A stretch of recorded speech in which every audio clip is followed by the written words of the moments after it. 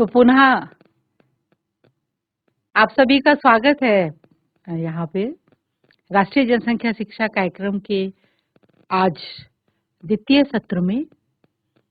और thank you बेटा, बैठ जाइए आप लोग। और हमारे बीच में उपस्थित है डॉक्टर अनुराधा जी।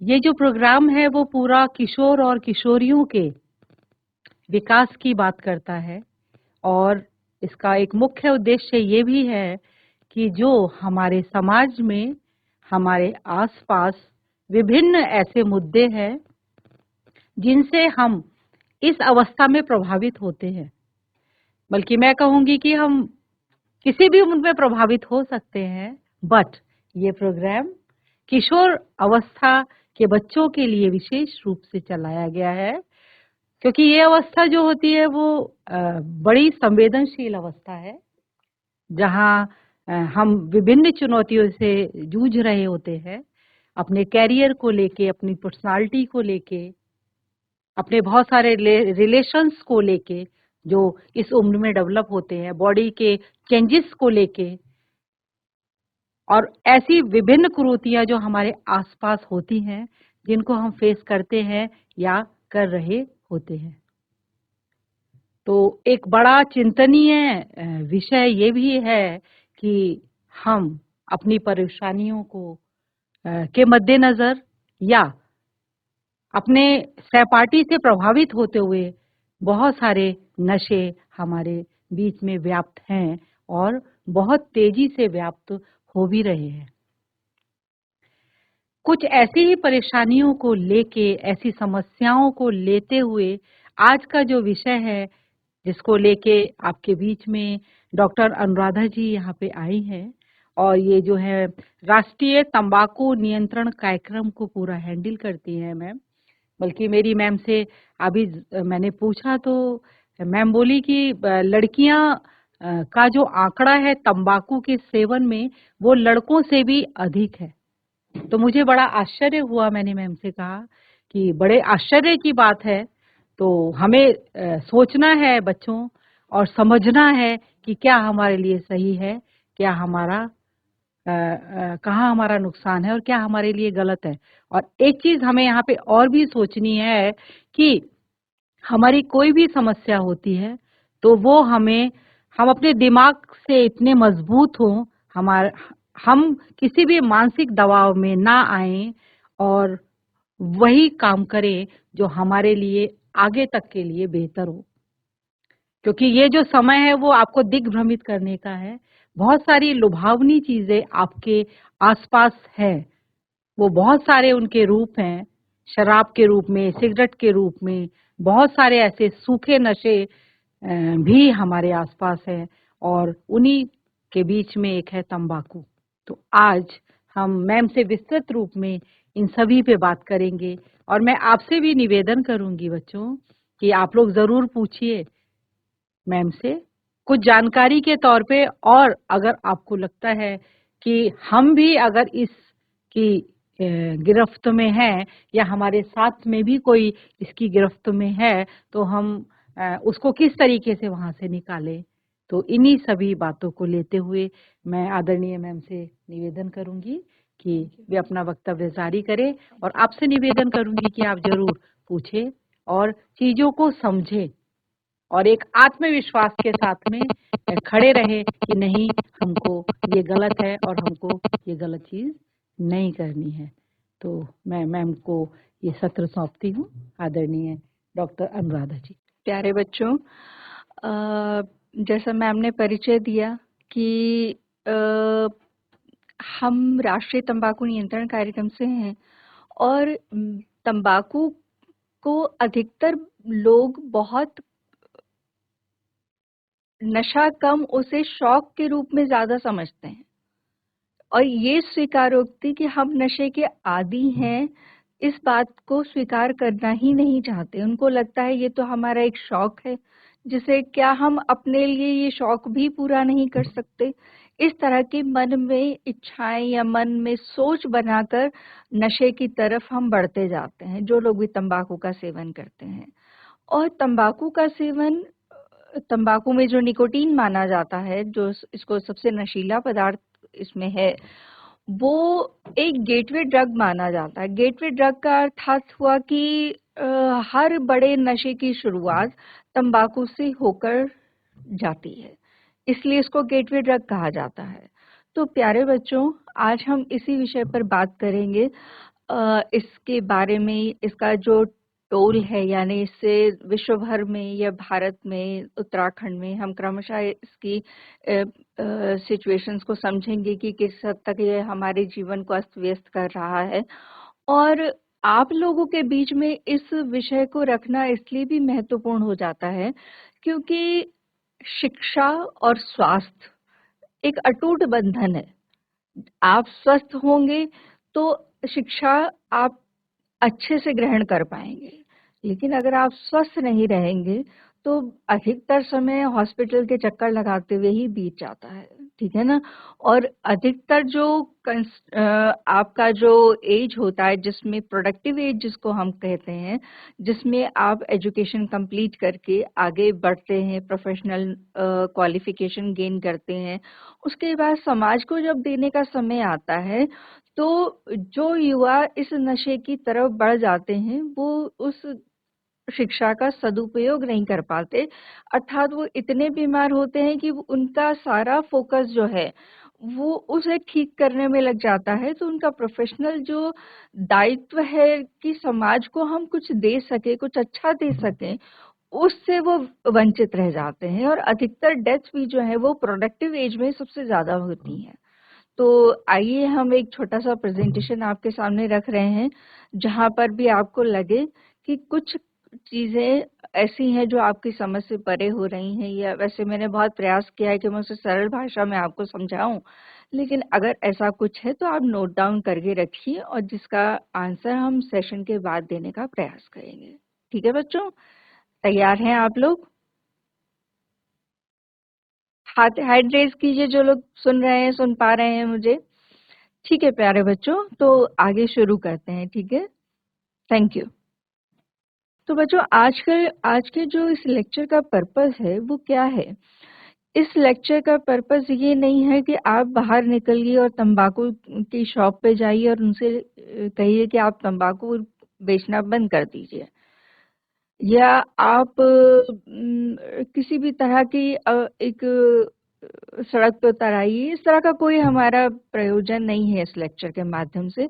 हमारा जो इस लेक्चर का उद्देश्य है वो ये है कि आप अधिक से अधिक अवेयर हों कि ये आपके जीवन को किस हद तक अस्त व्यस्त कर रहा है, ताकि जो शिक्षा आप यहाँ से लेकर जाएं, जो बातें आप यहाँ से समझें, वो आगे जाकर आप अपने फैमिली में, रिलेटिव्स में, अपने समाज में, अपने देश में इस ज्ञान को आगे स्प्रेड करें और उनके साथ भी एक हेल्दी डायलॉग बना सकें, ठीक है। तो तंबाकू की अगर बात करें बच्चों, तो विश्व भर में तंबाकू से होने वाली डेथ का आंकड़ा 80 लाख प्रति वर्ष का है। 80 लाख प्रति वर्ष का आंकड़ा बहुत बड़ा आंकड़ा है। ये आंकड़ा कोविड ने भी नहीं छुआ था। अगर आप लोगों को ध्यान हो तो ये आंकड़ा इससे 50% भी नहीं छुआ था जिस समय कोविड का हाहाकार मचा हुआ था। तो हमें ये समझना बहुत जरूरी है कि ये विषय जिस पर आज चर्चा हो रही है ये कितना गंभीर है, ठीक है। और 80 लाख लोगों में से भी 10 से 12 लाख लोग वो व्यक्ति हैं जो किसी भी तरह के तंबाकू उत्पादों का सेवन नहीं करते, लेकिन फिर भी उनकी डेथ होती है। उसके पीछे कारण है पैसिव स्मोकिंग या सेकंड हैंड स्मोक।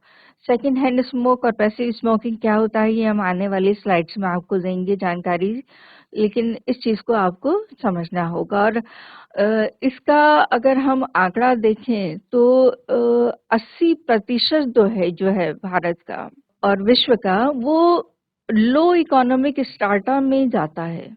जो लोग इसका सेवन कर रहे हैं, जो मिडिल इनकम है कंट्रीज हैं, वहां पर इसका सेवन अत्यधिक होता है। अब बात आती है डिमांड और सप्लाई की। अब डिमांड और सप्लाई यदि आप लोग समझना चाहेंगे तो मैं इस तरह से कहती हूँ कि व्यक्ति ये समझे कि अगर किसी चीज की डिमांड ज्यादा है, किसी भी चीज की, तो सरल भाषा में इसको ऐसे समझते हैं बच्चों कि अगर सर्दियां होती हैं, पहाड़ों में सर्दियां बहुत पड़ती हैं, तो कितने बच्चों को आइसक्रीम का ठेला हर कोने में नजर आता है? किसी को भी नहीं, ठीक है ना। लेकिन अगर गर्मी आ जाती है तो आइसक्रीम का पार्लर, आपको आइसक्रीम के ठेले, आइसक्रीम जो है वो हर नुक्कड़ और कोने में अवेलेबल हो जाती होती है ना बच्चों। क्या आप मेरी बात समझ पा रहे हैं? हैंड रेज कीजिए अगर समझ पा रहे हैं तो। ठीक है बच्चों, ठीक है। तो डिमांड की बात होती है तो डिमांड को इस तरह से समझा जाता है कि जिस चीज की डिमांड ज्यादा होती है मार्केट में, उसकी सप्लाई उसी रेशो में आती है, ठीक है। जिस चीज का एग्जांपल, यानी मैंने आइसक्रीम का एग्जांपल दिया, तो वो तो खाद्य पदार्थ है, ठीक है ना। उसका सीजन्स के हिसाब से उसका डिमांड घटती या बढ़ती रहती है, ठीक है ना। लेकिन अगर हम बात करें तंबाकू की, तो इसका सीजन से कोई लेना देना नहीं है।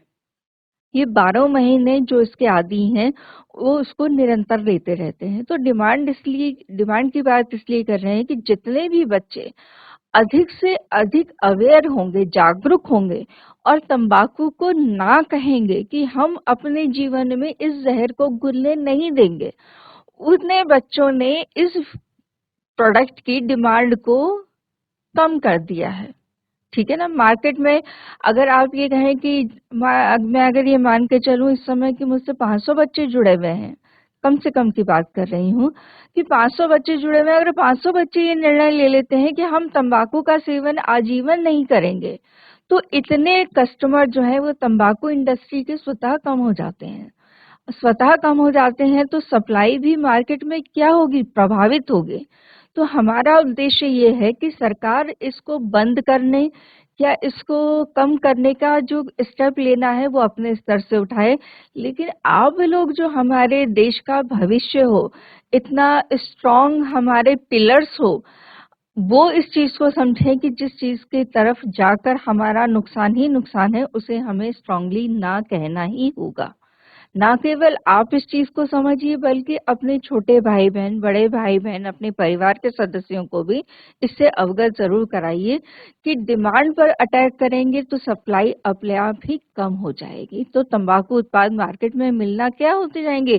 धीरे धीरे कम होते जाएंगे, क्योंकि लोग उसको खरीदना बंद कर देंगे। और ये अपेक्षा हम आप स्टूडेंट से इसलिए करते हैं क्योंकि आप लोगों में समझ होती है बच्चों। आप लोग इतने समझदार होते हैं कि आपको ये पता होता है कि हमारे लिए सही क्या है और गलत क्या है।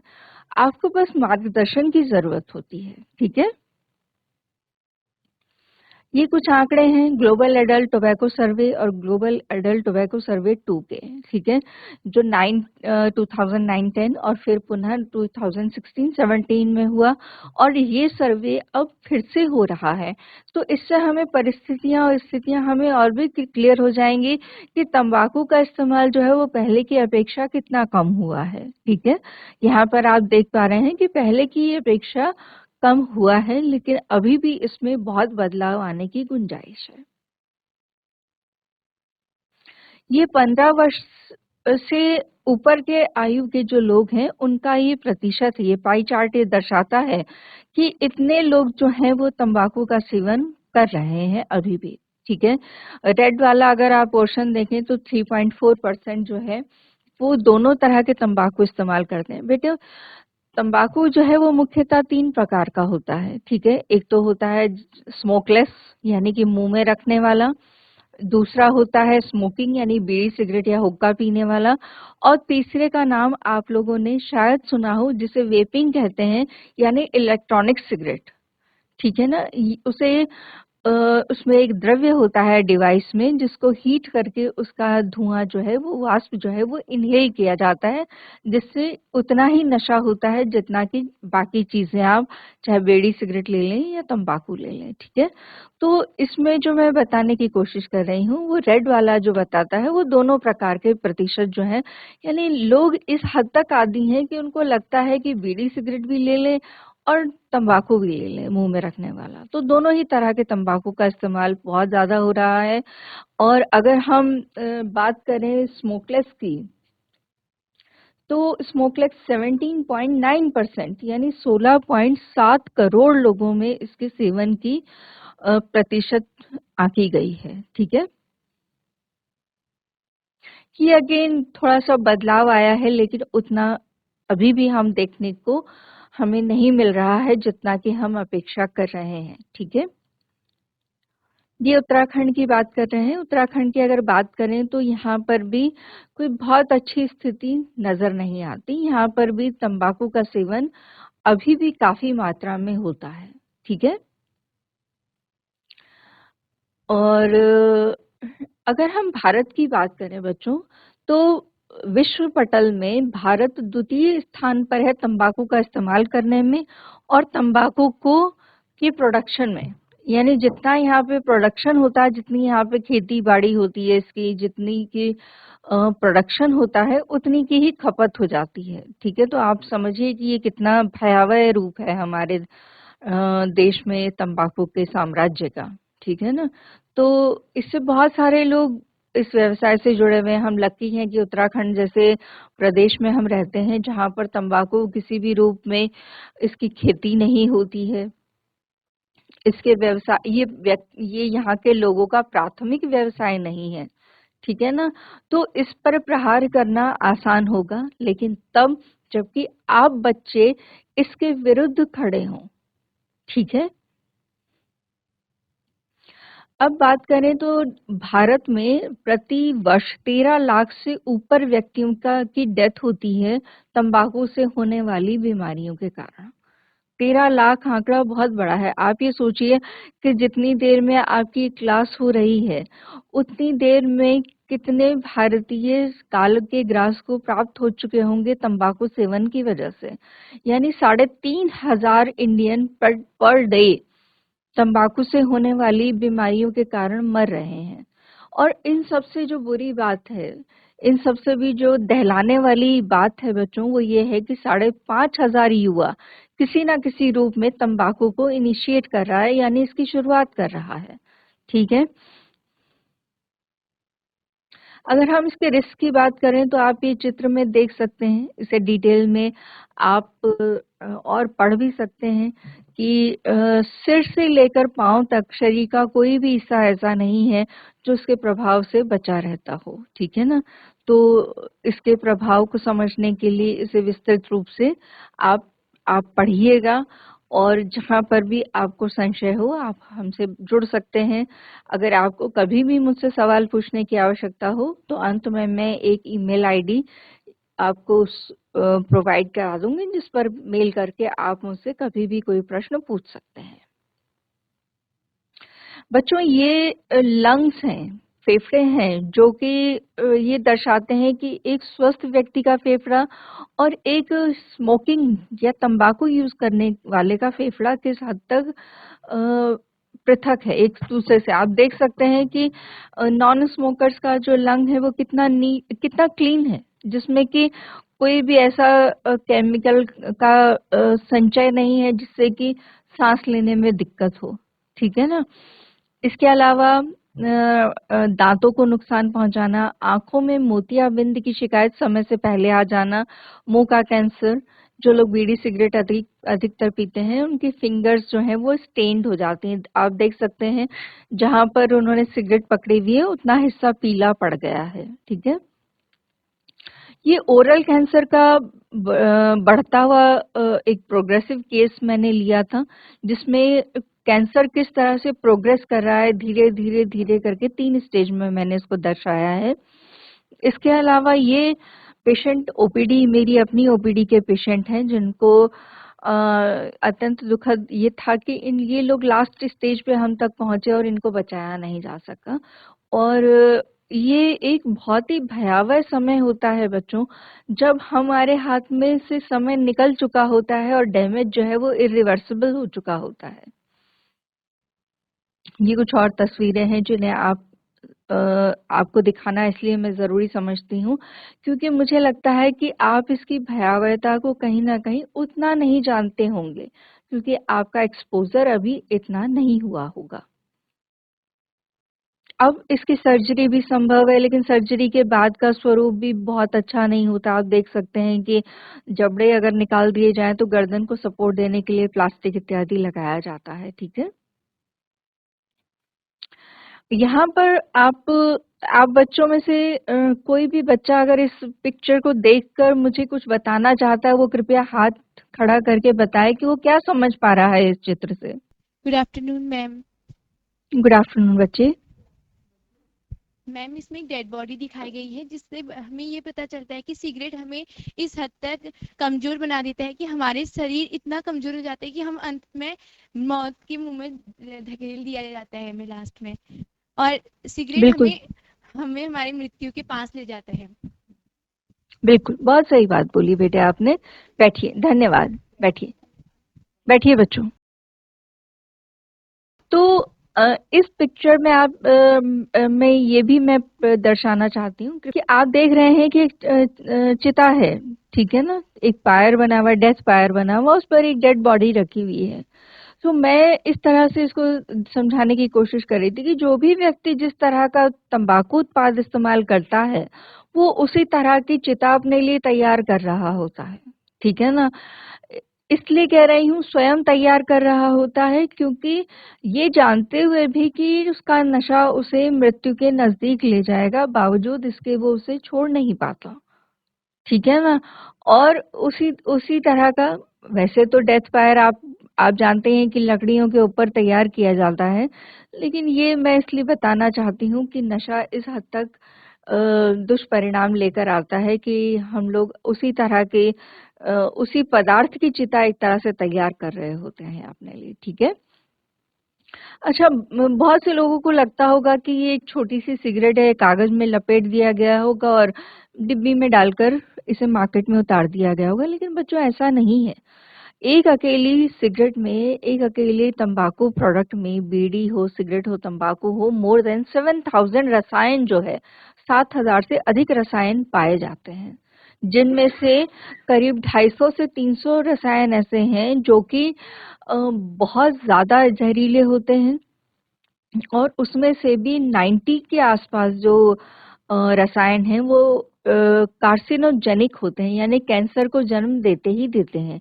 अगर आपके घर में कभी आपने तंबाकू का पैकेट देखा हो, तो उस पर लिखा होता है कि तंबाकू से कैंसर होता है, ना कि ये लिखा होगा कि तंबाकू से कैंसर हो सकता है।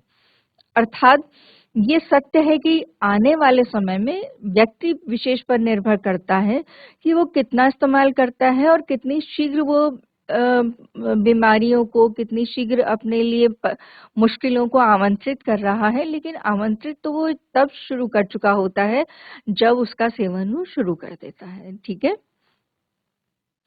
अब तंबाकू में निकोटीन मौजूद होता है। इसका सेवन जिस समय कोई भी व्यक्ति करता है, तो इसका 1/4 हिस्सा जो तंबाकू में मौजूद निकोटीन है, वो 1/4 हिस्सा 10 सेकंड के अंदर व्यक्ति के ब्रेन में पहुंचता है, और ब्रेन में पहुंचकर एक डोपामिन नाम का न्यूरोट्रांसमीटर रिलीज करता है, जो कि क्षण भर के लिए ऐसा लगता है कि हाँ, हमें आराम मिल रहा है, हम हमें क्षण भर के तनाव से मुक्ति मिल रही है।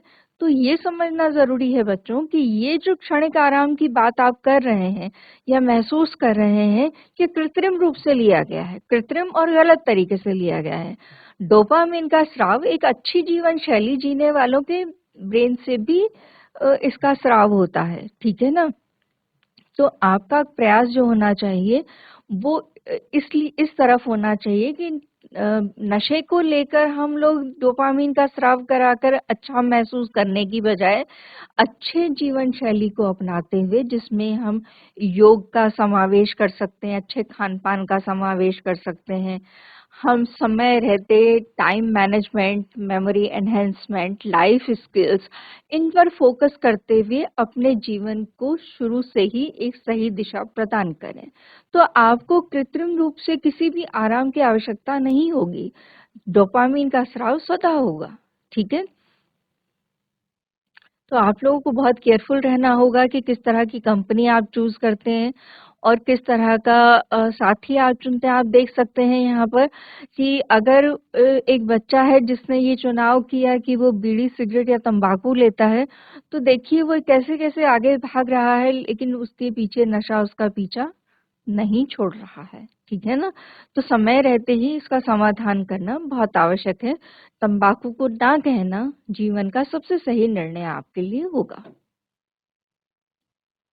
ये कुछ और डिटेल है जिसको मैं संक्षिप्त में आपको बताना चाहती हूँ कि स्मोकिंग से आपके ब्रेन को बहुत बुरा प्रभाव पड़ता है, आपकी मेंटल हेल्थ विकृत होती है, आपकी स्किन पर इसका बुरा प्रभाव पड़ता है। इसमें जो निकोटीन होता है वो डायूरेटिक होता है, यानी कि जो लोग भी बीड़ी सिगरेट ज़्यादा पीते हैं उनको बार-बार यूरिन जाने की सेंसेशन होती है या बार-बार यूरिन पास करने की इच्छा होती है। जब वो बार-बार यूरिन पास करते हैं तो उनके शरीर से आवश्यक मिनरल जो हैं वो निकल जाते हैं और शरीर झुर्रीदार। आपने देखा होगा कि जो लोग नशा करते हैं उनकी स्किन एक हेल्दी व्यक्ति के कंपैरिजन में बहुत अलग होती है, ठीक है? इसी तरह से ओरल हेल्थ है। ओरल हेल्थ में जो लोग भी बीड़ी, सिगरेट या तंबाकू लेते हैं, उनके दांतों और गम्स के बीच का गैप बढ़ जाता है और वहाँ पर भी जर्म्स बहुत ज़्यादा पनपते हैं और दांतों को खराब करते हैं, ठीक है? और हमारे व्यक्तित्व में हमारी मुस्कान बहुत कुछ कह जाती है बच्चों। तो आप सब, मैं उम्मीद करती हूँ, एक अच्छी मुस्कान के साथ आगे बढ़ना चाहेंगे, ना कि ऐसा कि आपको लगे कि हमारे तो तंबाकू की वजह से दांत खराब हो गए, तो हंसना ही भूल जाएं। ऐसा नहीं कीजिएगा अपने साथ, ठीक है? लंग्स को भी नुकसान पहुंचाते हैं। हृदय घात का खतरा बहुत ज़्यादा पड़ता है। आपको यहाँ मैं बताना चाहूँगी कि तंबाकू का सबसे पहला प्रभाव जो पड़ता है वो कार्डियोवास्कुलर यानी कि हृदय पर सबसे पहले पड़ता है। कैंसर जैसी बीमारियां बाद में आती हैं, ठीक है? आँखों पर इसका प्रभाव पड़ता है। समय रहते ही समय से पूर्व जो है वो कैटरेक्ट यानी मोतियाबिंद की संभावना बढ़ जाती है। कई बार डैमेज इतना होता है कि आँखों की रोशनी भी जाने का खतरा बढ़ा रहता है। महिलाओं के लिए ये जानना आवश्यक होता है कि महिलाओं में गर्भपात, गर्भधारण इत्यादि की समस्या बहुत ज़्यादा बढ़ती है यदि वो स्वयं लेती हैं या उनके आसपास बीड़ी सिगरेट ज़्यादा पिया जाता है। अजन्मे बच्चे तक को इसका नुकसान पहुंचता है, ठीक है? अच्छा, अब एक ये स्लाइड मैं बनाती हूँ तो आप बच्चों में से कोई एक बच्चा मुझे उठ के बताएं या हाथ रेज करें कि स्मोकर और किलर यानी कि जो स्मोकिंग करते हैं उनको मैंने एक किलर की संज्ञा दी है। तो ये इस बात से आप लोग कितना समझते हैं कि ये सही संज्ञा दी गई है? कोई भी एक बच्चा प्लीज बताएं। प्यारे बच्चों, क्या आप मेरी बात समझ पा रहे हैं? मैं ये पूछना चाह रही हूँ कि क्या तंबाकू का जो सेवन जो स्मोकर होते हैं यानी बीड़ी सिगरेट पीने वाले जो व्यक्ति होते हैं, उन्हें हम कहते हैं कि वो किलर्स हैं, यानी कि वो दूसरों की हत्या करते हैं।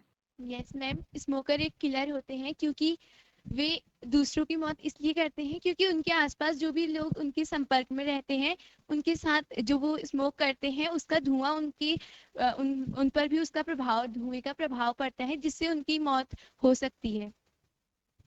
बहुत सही कहा बच्चों, बहुत ही बढ़िया जवाब दिया आपने। थैंक यू बेटे। मैं यही कहना चाह रही हूँ। बैठिए बैठिए प्लीज। स्मोकर को हम किलर, देखिए सिगरेट जब ली जाती है ना तो एक तरफ तो वो आत्महत्या कर रहा होता है जब सिगरेट स्मोकिंग कर रहा होता है, और सिगरेट की दूसरी तरफ जहाँ से वो धुआं निकलता है, जो उसके मुंह से धुआं निकलता है, वो आसपास के लोगों को प्रभावित करता हुआ उनकी मृत्यु का कारण भी बनता है। मैंने पहली स्लाइड में ही आपको बताया था कि 10 से 12 लाख लोग वो हैं जो किसी भी तरह का तंबाकू सेवन नहीं करते, लेकिन फिर भी बीड़ी सिगरेट हुक्का पीने वालों के संपर्क में आकर उनकी मृत्यु हो जाती है, ठीक है? सेकेंड हैंड स्मोक इसको कहा जाता है, और या प्रत्यक्ष धूम्रपान आप इसको कह सकते हैं, और इसके भी नुकसान उतने ही हैं जितने कि खुद बीड़ी सिगरेट पीने वालों के हैं। ये बॉटल है बच्चों, इस बोतल में मैंने सिगरेट के बड्स दिखाए हैं। बड्स जो होते हैं, सिगरेट के पीछे वाला हिस्सा जो होता है जो पी के छोड़ दिया जाता है, ये उनके लिए दिखाया गया है। इसमें एक तो होता है फर्स्ट हैंड स्मोक यानी खुद सेवन करना बीड़ी सिगरेट का, सेकंड हैंड हो गया कि स्वयं पीना सामने वाले को नुकसान पहुंचाना, एक थर्ड हैंड स्मोक भी होता है। ये उन पर घातक होता है जो अजन्मे बच्चे होते हैं। यदि माता खुद तंबाकू का सेवन करती हैं, स्मोकिंग करती हैं, उनके आसपास अप्रत्यक्ष धूम्रपान होता है तो वो धुआं बच्चे तक पहुंचकर उसको भी बहुत हानि पहुंचाता है और कई बीमारियों का सामना उसको करना पड़ता है। तो स्मोकर्स प्रकृति को भी नुकसान पहुंचाते हैं, एनिमल्स को भी नुकसान पहुंचाते हैं। और यहाँ पर एक डाटा बहुत चौंकाने वाला मैं यहाँ पे प्रस्तुत करना चाहूंगी कि 2022 का एक डाटा कहता है कि विश्व भर में at least 37 million young people from 13 to 15 years जो है वो किसी ना किसी तरह के तंबाकू का इस्तेमाल कर रहे हैं। बहुत बड़ा आंकड़ा है बच्चों, इसीलिए ये सब्जेक्ट आपके सामने रखा गया है। और ये ग्लोबल यूथ टोबैको सर्वे उत्तराखंड का है। इसमें आप देख सकते हैं कि गर्ल्स का जो बार है वो ब्लू कलर का है और बॉयज का जो है वो येलो कलर का है। यहाँ पर आप पाएंगे कि गर्ल्स का परसेंट जो है वो बॉयज के कंपैरिजन में 1% ऊपर है। देखिए यहाँ पर मैं इस चीज को इस तरह से समझाने की कोशिश करूंगी कि देखिए पहले तक हम ये सोचते थे कि बॉयज में ये हैबिट ज्यादा देखने को मिलती है, लेकिन हमें ये लगने लगा है कि बॉयज एंड गर्ल्स दोनों ही को इक्वली अटेंशन की जरूरत है, क्योंकि जितनी मानसिक तकलीफों से, मानसिक परेशानियों से, क्योंकि बच्चों एडोलसेंस की जो एज है, जो आप लोग का एज ग्रुप है, उसे स्ट्रेस यानी स्ट्रोम का काल कहा जाता है। ठीक है ना, स्ट्रेस यानी तनाव और स्ट्रोम यानी इस सरल भाषा में समझे तो अंतर्द्वंद का काल चलता है। बहुत कुछ परेशानियां आपके बीच में चलती हैं। तो जितना प्रभावित उससे बॉयज होते हैं उतना ही प्रभावित गर्ल्स होती हैं। तो उस परिस्थिति में हम लोगों को अपने मानसिक स्वास्थ्य का संतुलन बनाए रखने के लिए अपने टीचर्स से, अपने पेरेंट्स से, और यदि समस्या बड़ी लगे तो किसी मनोवैज्ञानिक से परामर्श लेने की अत्यंत आवश्यकता होती है। ठीक है ना, तो इस चीज का ध्यान रखिएगा। इसमें कोई ऐसा नहीं है कि गर्ल्स भी लेती हैं, ऐसा कुछ सोचने की आवश्यकता नहीं है। सब आजकल का जो माहौल चल रहा है वो आपके लिए युद्ध क्षेत्र से कम नहीं है, इसको भी मैं मानती हूँ।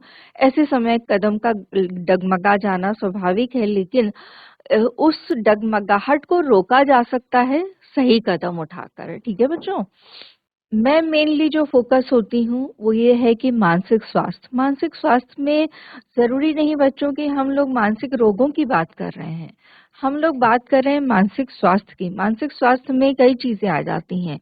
मानसिक स्वास्थ्य में कई बार हम तनावग्रस्त हो जाते हैं।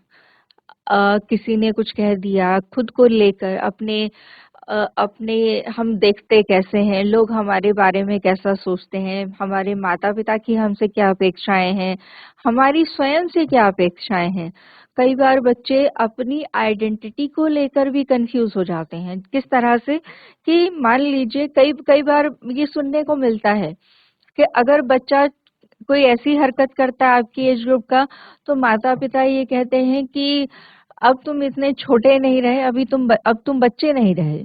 ठीक है, अगर बच्चा कुछ ऐसा काम करते हैं कि चलो हम थोड़ा सा बड़ों की श्रेणी में आने की कोशिश करें, क्योंकि अब एक तरफ ये बात हो रही है कि हम बच्चे नहीं रहे, बड़ों की श्रेणी में आने की बात, अपना अपना व्यवहार उस तरह से बदलने की कोशिश करते हैं, तो बड़ों का कहना है कि तुम अभी इतने बड़े नहीं हुए हो। तो इस टर्म को बेटे आइडेंटिटी क्राइसिस बोला जाता है।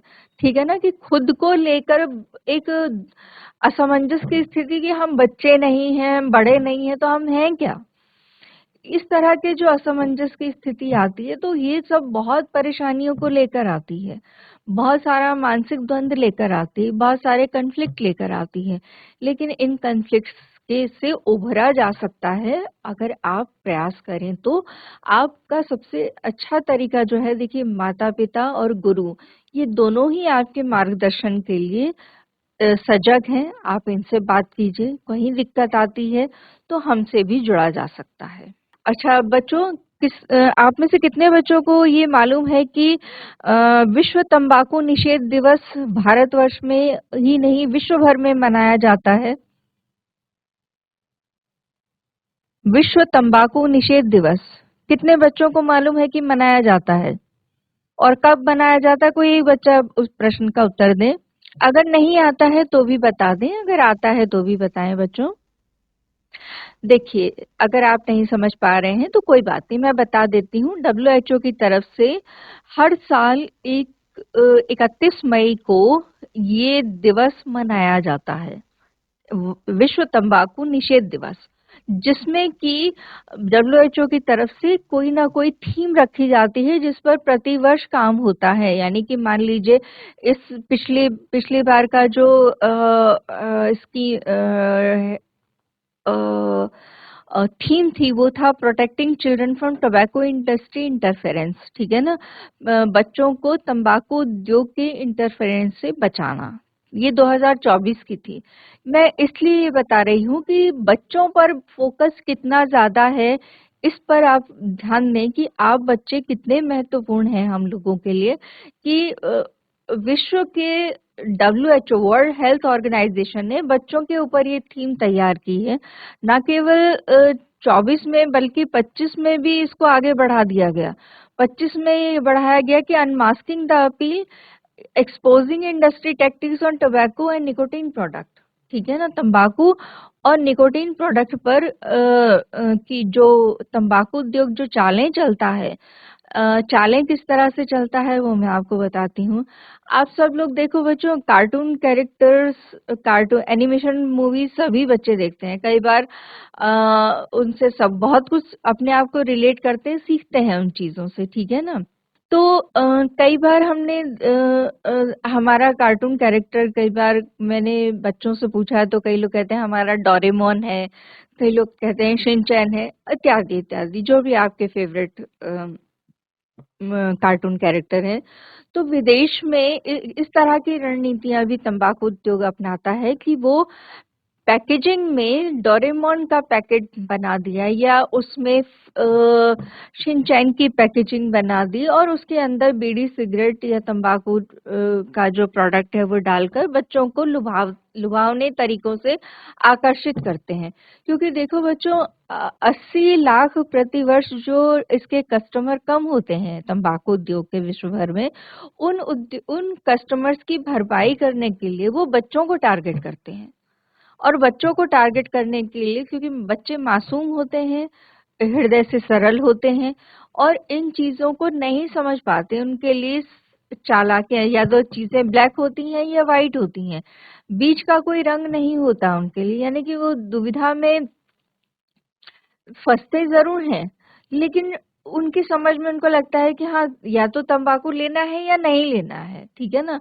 तो उसमें ये दिखाया गया है कि ये जो टैक्टिक्स आपको दिखाई दे रही है, तंबाकू उद्योग करीब 9 तरह की टैक्टिक्स अपनाता है, जिसे मैंने समराइज किया है कि ये इस तरह की चीजें डालता है जिससे फेफड़े जो है वो फैल जाते हैं और तंबाकू में मौजूद निकोटीन ज्यादा मात्रा में जाता है। पैकेजिंग ऐसी बनाई जाती है कि बच्चों को अपनी तरफ आकर्षित किया जाता है।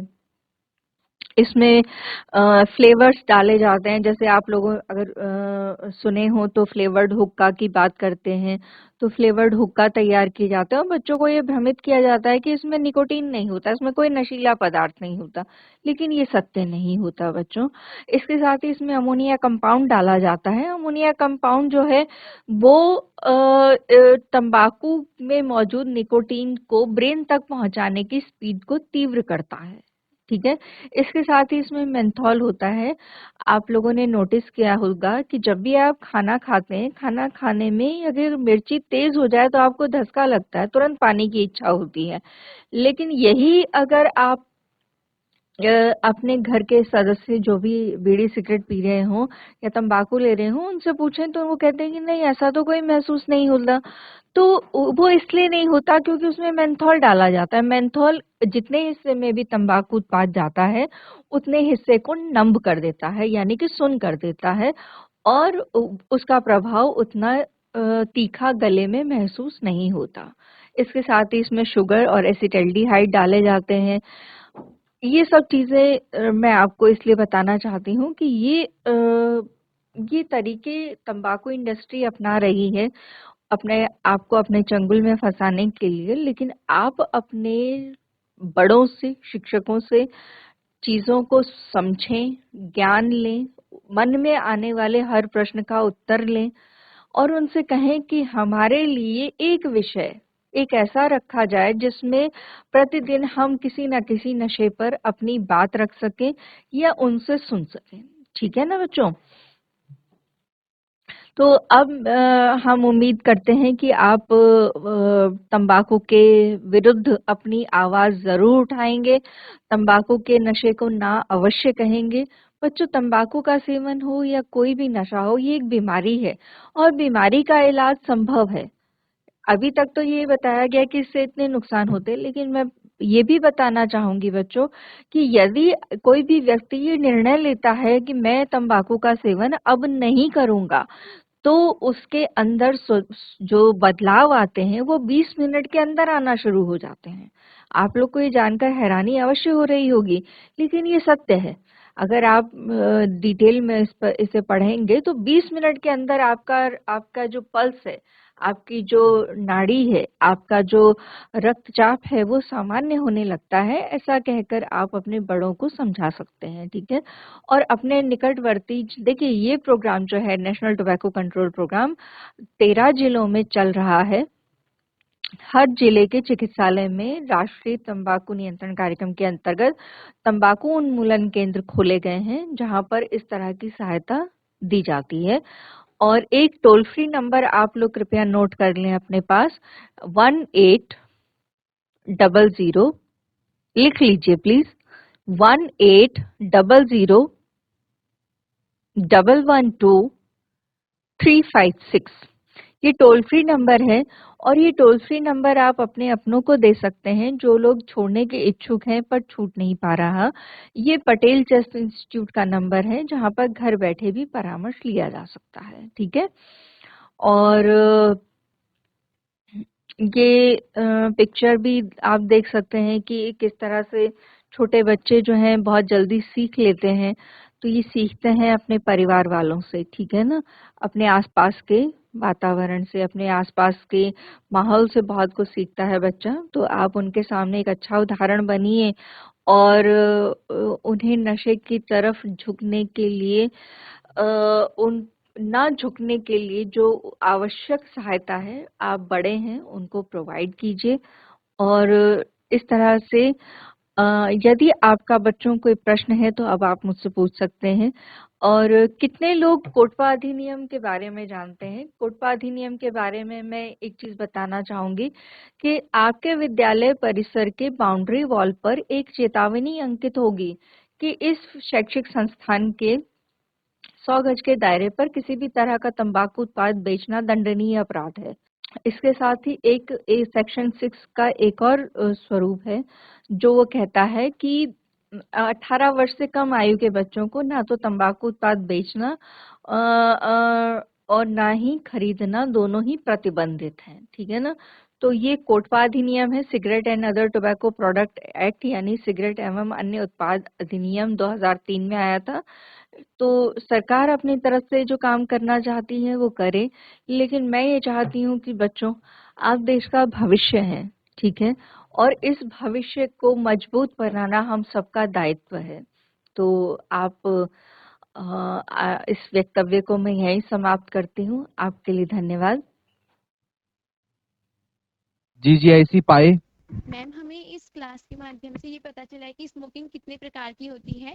स्मोकिंग मुख्य तौर से 3 प्रकार की होती है। First hand smoke, second hand smoke and third hand smoke. इसके अलावा भी स्मोकिंग से जो लोग हैं उनके जीवन काल की अवधि कम होती जा रही है। इसका पता हमें चला है कि लोग अब इतने कम समय में क्यों उनकी डेथ हो रही है। और इसके अलावा भी लोगों के आसपास जो लोग स्मोकिंग करते हैं उनसे उनके आसपास वाले लोगों पे क्या प्रभाव पड़ता है, ये भी हमें पता चला। और हम स्मोकिंग को कम करने के लिए थोड़े प्रयास कर सकते हैं, उन्हें समझा सकते हैं, उन्हें जागरूकता मतलब उनके अंदर ये बता सकते हैं उन्हें कि उससे क्या क्या नेगेटिव प्रभाव पड़ेंगे और उनसे जो उनकी मानसिक स्थिति है वो भी खराब हो सकती है और डिप्रेशन में जा सकते हैं।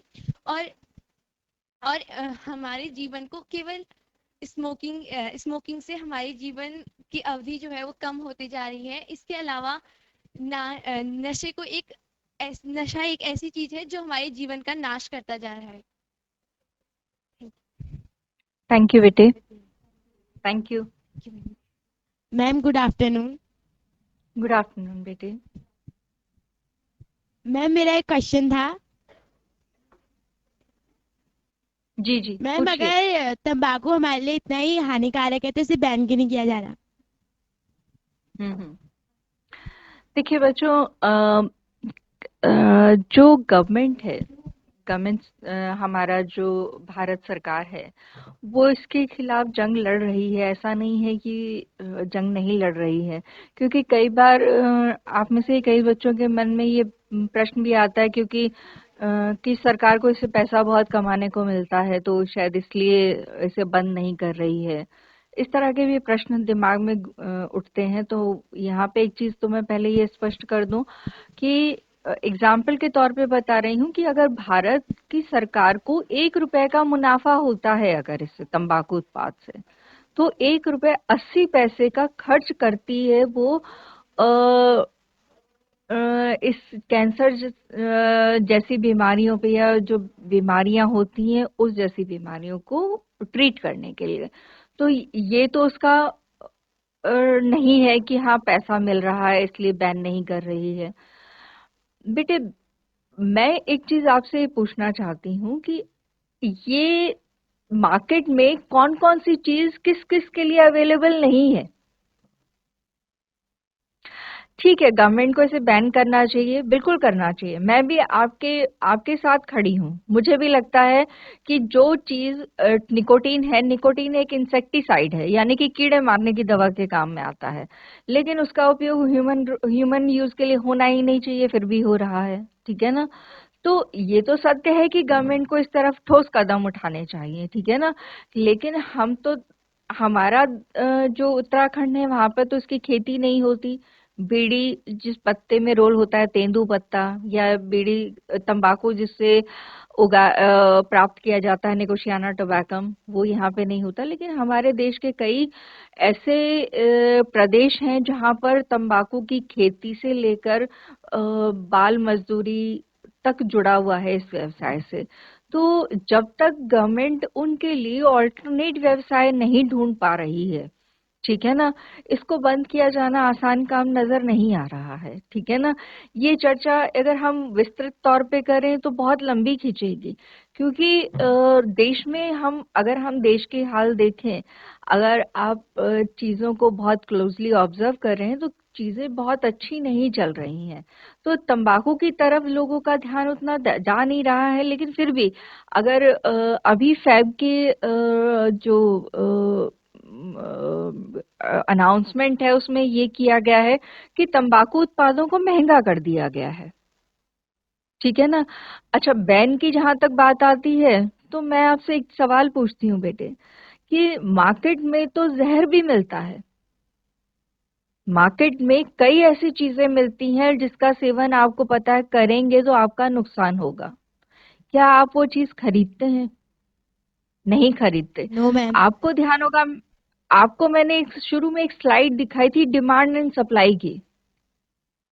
हम क्यों नहीं इतने मजबूत होते, हम क्यों नहीं इतना स्वयं पे काम करते कि हमें उस मान लीजिए आपके आसपास एक शॉप है जहां पर बीड़ी तंबाकू मिलता है, लेकिन आपने सबको इतना जागरूक किया, सबने इतना निर्णय लिया कि हम तंबाकू उत्पाद खरीदेंगे ही नहीं, तो कुछ दिन बाद वो दुकान वाला क्या तंबाकू उत्पाद फिर भी रखेगा? No ma'am. नहीं रखेगा ना, क्योंकि अब उससे कोई खरीद नहीं रहा है। तो हमारा उद्देश्य बच्चों जो है वो ये कहता है कि हम जिस अपने स्तर पर जो कर रहे हैं वो काम है डिमांड को कम करने का। डिमांड कम करके हम तंबाकू उद्योग पर सीधा अटैक कर रहे हैं, अवेयरनेस जनरेट करके, तंबाकू को ना कह के। तो कभी ना कभी इस पर हम लोग प्रहार जरूर कर पाएंगे। सरकार को एक समय आएगा इसे बंद करने के अलावा कोई रास्ता सूझेगा नहीं, कि अब तो लोगों ने खरीदना बंद कर दिया है। ठीक है ना बेटे। लेकिन मैं ये चाहती हूँ कि आप लोग इतने जागरूक हो जाएं, आप लोग इतना सजग हो जाएं कि जिस चीज से हमें इतना नुकसान है उसका सेवन हम बंद कर दें और डिमांड पर डायरेक्ट अटैक करें, ताकि सप्लाई बिल्कुल खत्म होती जाए धीरे धीरे करके। ठीक है ना थैंक यू बेटे। मैम। तो वेलकम। क्या आप मेरी उत्तर से संतुष्ट हैं बेटे? Yes ma'am. अच्छा, कोई और आपके मन में अभी भी डाउट है तो आप पूछ सकते हैं बच्चे। No ma'am. ठीक है, थैंक यू बेटे। प्यारे बच्चों, आपने आपके समय के लिए बहुत बहुत धन्यवाद।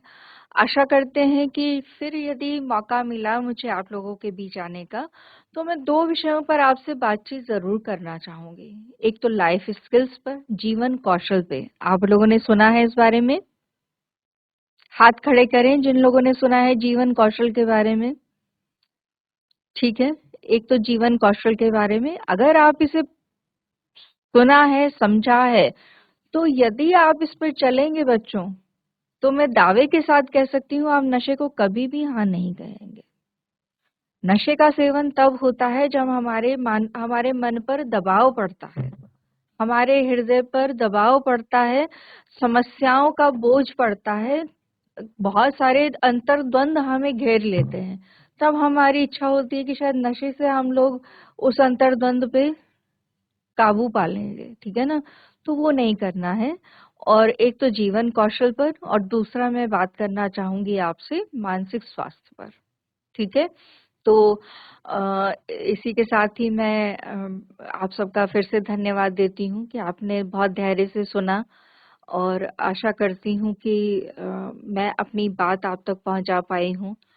और बहुत बहुत धन्यवाद। आपके उज्जवल भविष्य की मैं कामना करती हूँ। आप हमारे देश का भविष्य हैं, हमारे जिसे कहते हैं हमारे सिर का ताज है आप लोग आने वाले समय का। ठीक है ना? तो जो सर का ताज है उसे संभालने का हमारा भी दायित्व बनता है। तो हो सके तो जितना संभव हो, जिन सवालों पर जवाब नहीं मिल पा रहे, उन सवालों का जवाब इंटरनेट से न ढूंढकर अपने गुरु, अपने परिवार, अपने बड़े भाई बहनों से अवश्य ढूंढिए। ठीक है? और एक वीडियो आपको दिखा रहे हैं जब तक आपका दूसरा सेशन शुरू होता है। आशा करते हैं थोड़ा सा समझेंगे कि तंबाकू से जीवन किस हद तक अस्त व्यस्त हो जाता है। ठीक है बच्चों? धन्यवाद बच्चों।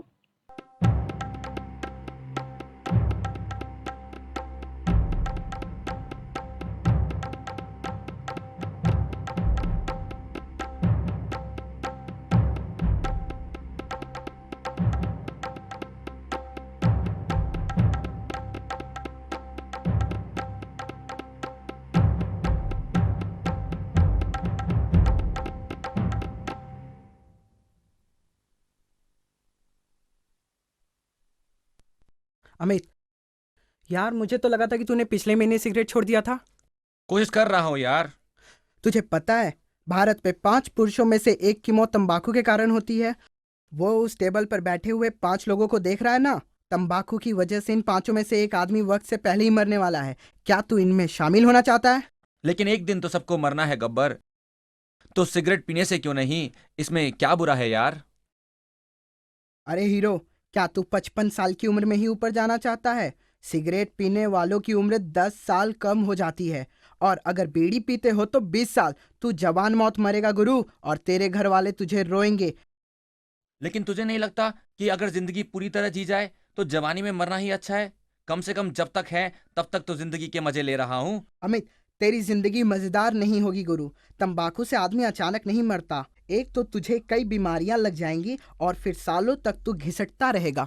छोड़ना यार, क्या बोलता रहता है? ना ना अमित, बिल्कुल सच कह रहा हूं मैं। चल मनोज ठाकुर से मिलते हैं। उससे तो तंबाकू की बहुत भारी कीमत चुकानी पड़ी। उससे गले का कैंसर हो गया था। शायद उसकी बात तेरी समझ में आ जाए। हेलो दोस्तों, मैं मनोज ठाकुर हूँ। मुझे गले का कैंसर था। मनोज ने अपनी पूरी जवानी गुटखा खाते हुए और सिगरेट पीते हुए गुजार दी। उन्होंने मेरा आधा जबड़ा काट दिया। जबड़े का ऊपर और नीचे वाला हिस्सा गायब है, और ये जो आप देख रहे हैं ये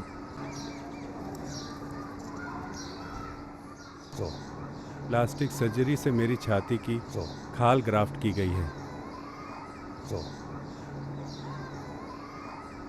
और ये मेरी गर्दन और सिर को सहारा देने के लिए ये प्लास्टिक लगाया गया है। मैं शादी करने की कोशिश कर रहा हूँ। मैं तलाकशुदा हूँ। कोई मुझे अपनी बेटी नहीं देना चाहता। ये सच है। क्या आप किसी को जानते हैं जो मुझसे शादी करने के लिए तैयार हो? कैंसर से पहले मैं मार्केटिंग मैनेजर के तौर पर काम कर रहा था। मुझे करीबन 9,000 रुपये और बाकी पर्क मिलते थे, और आज तो कोई बच्चा भी मुझे नौकरी नहीं देगा। मुझे इसके अलावा और कुछ आता भी नहीं है। मैंने अपना कैरियर सेल्स में शुरू किया था, और इसके अलावा मुझे और कुछ नहीं आता। मैं सिर्फ सेल्स का काम कर सकता हूँ, और ऐसे चेहरे के साथ तो कोई मुझे नौकरी भी नहीं देगा। ये मेरी पुरानी तस्वीर है। जिस साल मनोज ठाकुर को पता लगा कि उसे कैंसर है, उसी साल उसकी बीवी और बच्ची उसे छोड़ गई। अब वो मुंबई के उत्तरी इलाके की एक बस्ती में अकेला रहता है। नौकरी ना मिलने की वजह से वो छोटी सी दुकान लगाता है। इससे जो पैसा वो कमाता है उससे तो उसका अपना खर्च भी पूरा नहीं पड़ता, और उसके हॉस्पिटल बिल बहुत ज़्यादा है। वो जानता है कि तंबाकू उत्पाद उसे काफ़ी मुनाफा दे सकता है, फिर भी वो तंबाकू उत्पाद नहीं बेचता। मनोज एक और कड़े दिन के लिए तैयार हो रहा है।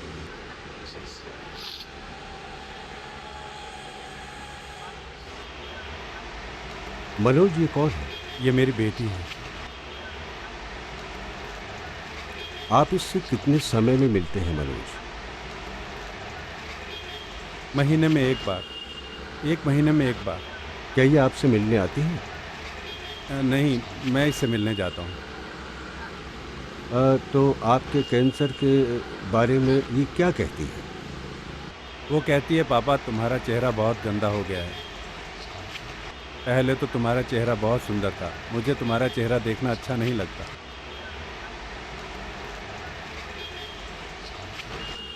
और ये सही भी तो है।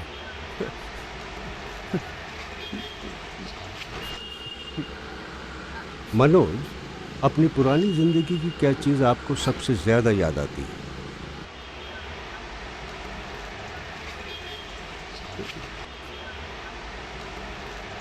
अपनी पारिवारिक जिंदगी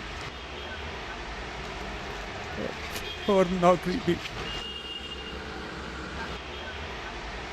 इस फिल्म की शूटिंग खत्म होने के बाद मनोज को बताया गया कि उसका कैंसर वापस आ गया है, और इस बार ये उसके चेहरे के दूसरी तरफ आया है। बहुत दुख भरी कहानी थी यार। उस आदमी और उसके परिवार के लिए मुझे बहुत दुख हुआ। उसने पहले ही तंबाकू क्यों नहीं छोड़ दिया? तंबाकू छोड़ना इतना आसान नहीं होता यार। ठीक कह रहे हो भाई। मैंने भी पिछले महीने छोड़ने की कोशिश की थी। ये आसान नहीं है। इसीलिए सबसे अच्छा ये होगा कि इसे शुरू ही ना किया जाए। तंबाकू का पहला असर यही होता है कि आदमी इसका आदी हो जाता है, और फिर चाहो तो भी इसे छोड़ना आसान नहीं होता। अच्छा भाई, जानते हो मैं तो पकोड़ों का आदी हूँ। जितना मर्जी चाहे खिला दो, खास तौर पर तो मेरी माँ के हाथ के पकोड़े। भाई, ये तो मुझे पता है कि तुम्हें पकौड़े पसंद है। अगर तुम्हें खाने के लिए उससे मज़ेदार चीज़ मिल जाए तो तुम फौरन पकौड़ों के बारे में भूल जाओगे। लेकिन तंबाकू के साथ ऐसा नहीं होता। तंबाकू की तो लत लग जाती है। अगर दिमाग का एक हिस्सा कहता है इसे मत करो, तो दूसरा हिस्सा उसे करने को कहता है। बस यार, इसलिए मुझे छोड़ने में तकलीफ हो रही है। जानते हो, सिर्फ 10 सिगरेट ही आपको आदी बनाने के लिए काफ़ी होती है। और ये लत निकोटिन नाम के एक पदार्थ की वजह से लगती है। निकोटिन आपके दिमाग में जाकर उसे बदल देता है। मैं तो हर रोज सिर्फ 4-5 सिगरेट पीता हूँ। कम सिगरेट पीने से नुकसान नहीं होता, है ना? अमित, ये तुम्हारी गलत फहमी है। 4 सिगरेट या बीड़ी रोज पीना ही तंबाकू से होने वाली मौतों में से आधी के लिए जिम्मेदार है। देखो, एक बार जो तुमने सिगरेट पीना शुरू किया तो तुम इन सिगरेट कंपनियों के चंगुल में आ जाते हो। उन्हें तो तुमसे पैसा बनाना ही है। वो तो चाहते हैं कि तुम कम तंबाकू से शुरुआत करो, बस किसी तरह आदत लगा लो। तो तुम थोड़ा बहुत तो खर्च करते ही हो ना। जल्दी ये खर्च हजारों में बदल जाएगा। पिछले ही साल तंबाकू कंपनियों ने करीब 50,000 करोड़ का मुनाफा कमाया था। ये पैसा तुम्हारी जेब से ही तो गया। वो तो तंबाकू को टीम स्पोर्ट की तरह मार्केट करते हैं। चलो प्रहलाद कक्कड़ साहब से मिलते हैं, वह इन तंबाकू कंपनियों के लिए विज्ञापन बनाते थे। भाई जरा उनके अपने आदमी की बात तो सुने। सिगरेट कंपनियों के लिए जो मैंने काम किया है उसमें अजीब सी बात है कि उसमें ज़्यादातर क्रिकेट के ऊपर था। तो अमूमन ये धूम्रपान के बारे में नहीं होता, ये टीम प्रायोजन के बारे में होता है। इसलिए उस समय तो इस तरफ मेरा ध्यान गया ही नहीं। Square cricket gear. You never know what you can become. Bharat में तो क्रिकेट ही एक धर्म है जो सबका धर्म है। अब इसे ध्यान में रखकर आप देखेंगे तो पाएंगे कि प्रायोजन के नाम पर उन युवाओं को लक्ष्य बनाया जाता था जो खेल के पीछे पागल थे, और ये लोग अपने फेवरेट खिलाड़ी को सिगरेट ब्रांड के साथ जुड़ा हुआ देखते थे। सिगरेट का सारा विज्ञापन प्रेरक होता था, तो इससे निश्चित तौर पे नए लोग सिगरेट पीना शुरू कर देते थे। कभी कभी तो कहानी इतनी अच्छी होती थी कि एक फिल्म वाला आदमी होने के नाते मैं उसे बनाने के लिए बेचैन हो जाता था। लेकिन जब पीछे मुड़कर देखता हूं तो लगता है क्या यार, मुझे ये नहीं करना चाहिए था। अच्छा सिगरेट छोड़ यार, मेरे कुछ दोस्त तंबाकू चबाते हैं। वो तो सिगरेट या बीड़ी नहीं पीते, वो तो सिर्फ गुटखा चबाते हैं। वो तो इतना नुकसानदायक नहीं हो सकता ना। भाई थोड़े से तंबाकू का असर भी बहुत खतरनाक हो सकता है। गुटखा बहुत खतरनाक होता है। बस ये बात है कि कोई एक दिन में कितना खाता है। समस्या यह है कि एक बार इसका आदी हो जाने पर इस पर नियंत्रण रखना बहुत मुश्किल होता है। तंबाकू चबाना तो सिगरेट पीने से ज्यादा नुकसानदायक हो सकता है। तो आखिर तंबाकू में क्या होता है? जहर? भाई इसमें आर्सेनिक होता है जो चूहे मारने के काम आता है। फिर टर्पनटाइन जो पेंट थिनर होता है। फॉर्मेल्डिहाइड जो असल में लाशों को संभाल कर रखने के काम आता है। भयानक है यार। और सीसा जिससे दिमाग को नुकसान पहुंचता है। तो इन जहरीली चीजों से कैंसर कैसे होता है? जैसे मनोज को मुंह का कैंसर, वो कैसे हुआ था? जब आप सिगरेट पीते हैं तो धुएं में मौजूद हजारों जहरीले कण आपके फेफड़ों में चले जाते हैं। वो अपने संपर्क में आने वाले अंदर के सारे टिश्यूज को नुकसान पहुंचाते हैं। तो धूम्रपान से कैंसर कैसे होता है? किसी स्वस्थ शरीर में सेल पैदा होते हैं और मर जाते हैं, और बहुत ही नियंत्रित तरीके से उनकी जगह नए सेल पैदा हो जाते हैं। जबकि कैंसर सेल लगातार बढ़ते रहते हैं। सेलों का ये अनियंत्रित विकास तंबाकू की वजह से जेनेटिक मटेरियल में हुए बदलाव की वजह से आता है।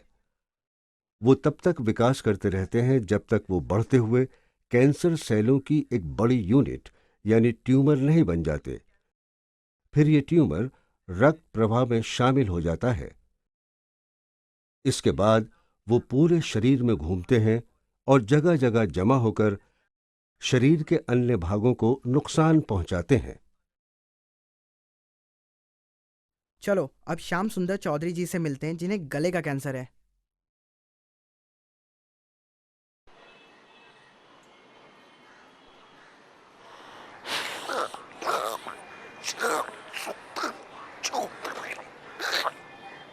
जी हाँ, मैं उनकी वाइफ बोल रही हूँ, किरण देवी चौधरी।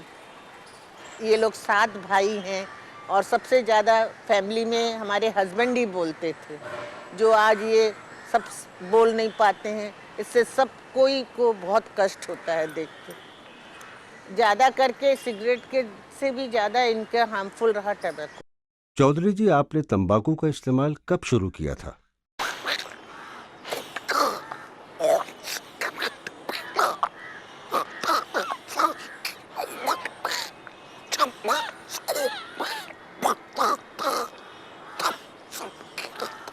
और आप कितना गुटखा खाते थे?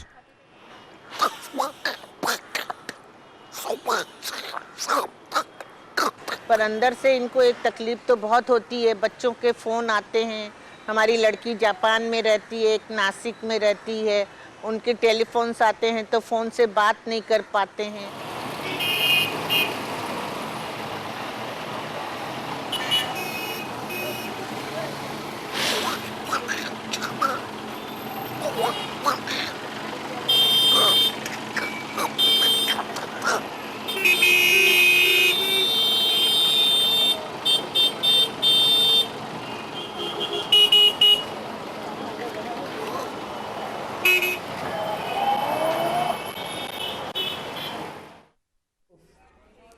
जिंदगी बहुत मुश्किल हो जाती है। अगर कोई बोल नहीं सकता तो अपनी बात नहीं बता सकता। सचिन, जब मैं बड़ा हो जाऊंगा तो ऐसे नहीं बोलना चाहता यार। जरा ये पोस्टर देखो तो, ये एक्टर कमाल का है ना। जानते हो, बॉलीवुड के एक्टर भी सिगरेट पीते हैं। वो आग से खेल रहे हैं। कौन जाने अगले कुछ सालों में उनके साथ क्या होने वाला है। अगर वो ठीक से बोल ना पाए तो उनका सारा करियर चौपट हो जाएगा। सैफ अली खान का याद है, उसे छाती में दर्द की वजह से हॉस्पिटल लेकर भागना पड़ा था। ये सब सिगरेट का नतीजा था। तब से उसने सिगरेट पीना छोड़ दिया और अब तंबाकू के इस्तेमाल के खिलाफ विज्ञापन बना रहा है। और आमिर खान, वो भी सिगरेट छोड़ने की कोशिश कर रहा है। इन एक्टरों को छोड़ो, तुम्हारे और मेरे जैसे आदमी की बात करो। चलो जरा मिस्टर अजीज शेख से मिलते हैं, इन्हें भी गले का कैंसर हुआ है।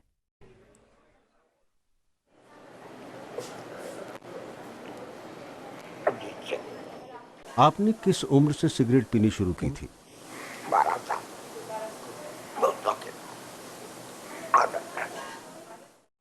तो आप सिगरेट क्यों पीते थे? आप एक दिन में कितनी सिगरेट पी जाते थे? और फिर आप बीमार कब से पड़े? क्या हुआ था? खांसी हुई।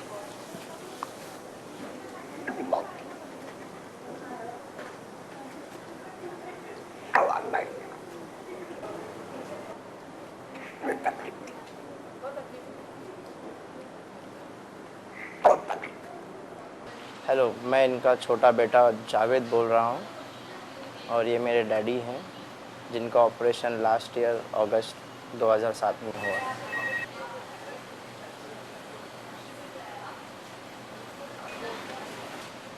जब भी डॉक्टर से हमें पता चला कि ये ऑपरेशन को लाख रुपए से ज़्यादा लगेगा और हम लोगों ने पहले ही काफ़ी खर्चा कर दिए थे रिपोर्ट में, कई डॉक्टर और बहुत सारे टेस्ट में, और जब भी डॉक्टर ने बोला हम लोगों को और पैसे लगेंगे ऑपरेशन के लिए तो काफ़ी हम लोग को तकलीफ़ हुई। हम लोग को लोन लेना पड़ा है, किसी से मांगना पड़ा और अरेंज करना पड़ा, और ये सब हम लोगों को 1-1.5 हफ्ते में करना था ताकि ऑपरेशन जल्दी से जल्द हो। हमें खाली डैडी की आवाज़ से ज़्यादा उन्हें बचाना था। ऑपरेशन के बाद जब भी उनका वॉइस बॉक्स निकाला गया तो वो सूंघ नहीं सकते हैं अभी कुछ, और वो मुंह में थूक नहीं आ सकता है, तो अगर कोई खुशबू है या बदबू है वो बता नहीं सकते, और जो भी पहले जैसे खाना खाते थे अभी वैसे खाते नहीं है। उन्हें 1-1.5 घंटा ज़्यादा लगता है अभी खाने के लिए।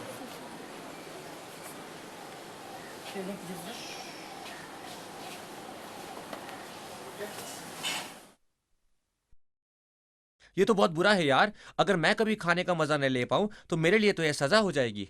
याद रखो, तंबाकू से सिर्फ कैंसर ही नहीं होता, लाखों तंबाकू इस्तेमाल करने वालों को दिल की बीमारी या दिल का दौरा भी पड़ जाता है। लेकिन सचिन, ये धुआं दिल तक पहुंचता कैसे है? जब आप सिगरेट पीते हैं तो हजारों कण आपके मुंह और फेफड़ों में जाते हैं। फेफड़ों के अंदर बहुत छोटे एयर सैक होते हैं जिनमें बहुत छोटी खून की धमनियां होती हैं। ये धुएं के कण हमारे छोटे छोटे एयर सैकों में से कुछ को नुकसान पहुंचाते हैं और इससे हमारी सांस लेने की क्षमता पर असर पड़ता है। फिर ये जहर इन एयर सैकों से होता हुआ हमारे रक्त संचार में चला जाता है। इन रक्त वाहिकाओं में लाल रक्त कण, श्वेत रक्त कण, प्लेटलेट्स और धुएं का जहर होता है। स्वस्थ रक्त वाहिका दिल और दिमाग को मिलाकर शरीर के विभिन्न अंगों को ऑक्सीजन पहुंचाती है। इस ऑक्सीजन की वजह से ही हमारे शरीर के सभी अंग ठीक से काम कर पाते हैं। श्वेत रक्त कण इन्फेक्शन से लड़ते हैं, प्लेटलेट्स रक्त स्राव रोकते हैं और एक साथ जुड़कर रक्त वाहिका की मरम्मत करते हैं। सिगरेट पीने या गुटखे जैसे तंबाकू उत्पाद को खाने से हमारे शरीर के विभिन्न अंगों जैसे दिल और दिमाग को पहुंचने वाली ऑक्सीजन की मात्रा घट जाती है। इसके अलावा रक्त वाहिका पतली हो जाती है और ऑक्सीजन की मात्रा में कमी से दिमाग, दिल और मांसपेशियों को नुकसान पहुंचता है। अब ये कैसे होता है? पहले तो तंबाकू में जो जहर होता है वो हमारी रक्त वाहिका की आंतरिक सतह को नुकसान पहुंचाता है। इससे कोलेस्ट्रॉल और दूसरे पदार्थ भी रक्त वाहिका में आने लगते हैं और उसे नुकसान पहुंचाते हैं और फपोले जैसे बन जाते हैं, जिन्हें प्लाक कहते हैं। समय गुजरने पर यह प्लाक बढ़ने लगता है। इससे रक्त वाहिका इतनी संकुचित हो जाती है कि इसमें बहने वाले रक्त की मात्रा घट जाती है। धुएं में मौजूद जहर से प्लेटलेट और चिपचिपे हो जाते हैं, जिससे उनके बड़े थक्के बन जाते हैं। ये प्लाक या ब्लिस्टर आखिरकार फट जाता है और प्लेटलेट इसकी मरम्मत करते हैं, जिससे एक थक्का बन जाता है। ये बिल्कुल ऐसा ही होता है जैसा उंगली कटने पर होता है। इससे दिल के किसी हिस्से को रक्त संचार बंद हो जाता है।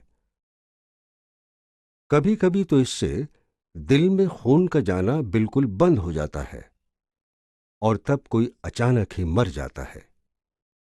कई बार ये थक्के टूटकर दिमाग में जा सकते हैं। वो दिमाग की किसी नस को बंद कर सकते हैं और इससे दिमाग के उस हिस्से में ऑक्सीजन जानी बंद हो जाती है। इससे दिमाग का वो हिस्सा मर जाता है। इसे दौरा पड़ना कहते हैं। दौरा पड़ने पर आदमी का बोलना या चलना बंद हो सकता है। हर 3 पेशेंट्स में से एक आदमी की जान जाती है। चलो डॉक्टर हमीर भाटिया से मिलते हैं। उन्हें असल में दिल और फेफड़ों की बीमारी हो गई थी। उनके दिल की धमनियां खोलने के लिए स्टेंट लगाने पड़े थे। वो एक डॉक्टर हैं। तंबाकू किसी को नहीं बख्शता।